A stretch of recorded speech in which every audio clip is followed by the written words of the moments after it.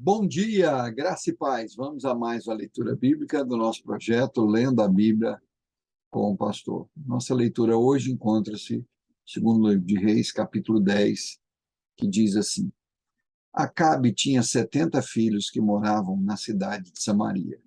Jeú escreveu uma carta às autoridades e aos oficiais da cidade e aos guardiões dos filhos do rei Acabe, que dizia: Os filhos do rei estão sob meus cuidados, e vocês têm carros de guerra, cavalos, uma cidade fortificada e armas.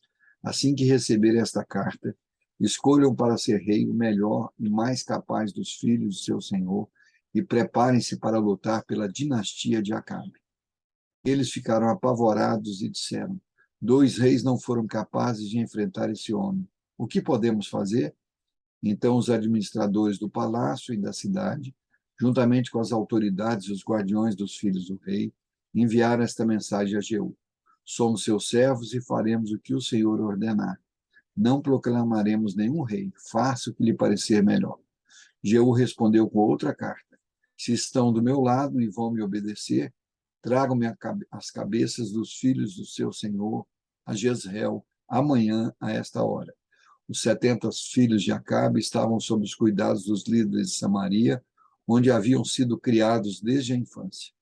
Quando a carta chegou, os líderes mataram os 70 filhos do rei, colocaram as cabeças em cestos e as entregaram a Jeú e Jezreel. O mensageiro foi a Jeú e disse: Eles trouxeram as cabeças dos filhos do rei. Então Jeú ordenou: Façam com elas 2 montões junto ao portão de entrada da cidade e deixem que fique lá até amanhã cedo. Na manhã seguinte, ele saiu e se dirigiu à multidão que havia se reunido ali. Vocês não têm culpa, disse ele. Eu conspirei contra o meu senhor e o matei. Mas quem matou todos estes? Podem ter certeza de que a mensagem do Senhor a respeito da família de Acabe se cumprirá. O Senhor declarou por meio de seus servo Elias que isso aconteceria.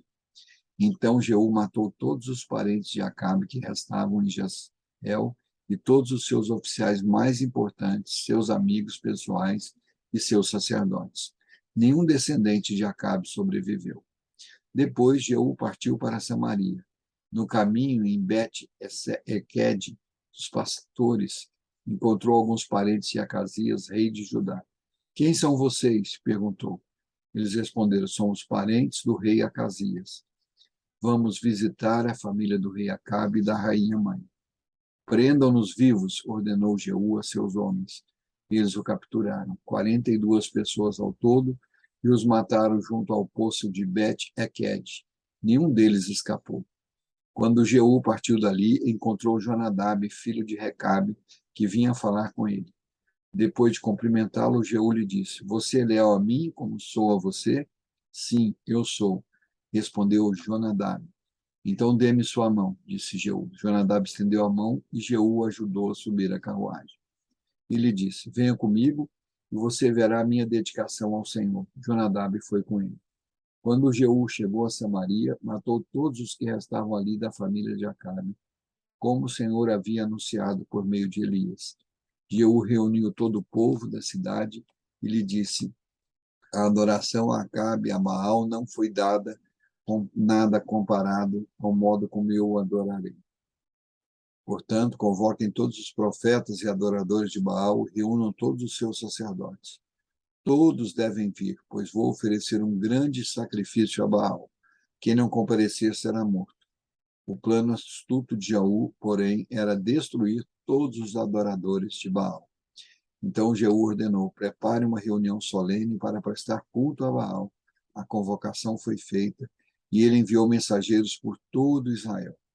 Todos os adoradores de Baal vieram, ninguém faltou. Encheram o templo de Baal de uma extremidade à outra. Jeú instruiu o responsável pela sala das vestimentas: todos os adoradores de Baal devem usar essas roupas. E as roupas foram distribuídas. Em seguida, Jeú entrou no templo de Baal com Jonadab, filho de Recabe. Disse aos adoradores de Baal: certifiquem-se de que ninguém que adora o Senhor esteja aqui, mas somente aqueles que adoram Baal. Estavam todos dentro do templo para oferecer sacrifícios e holocaustos.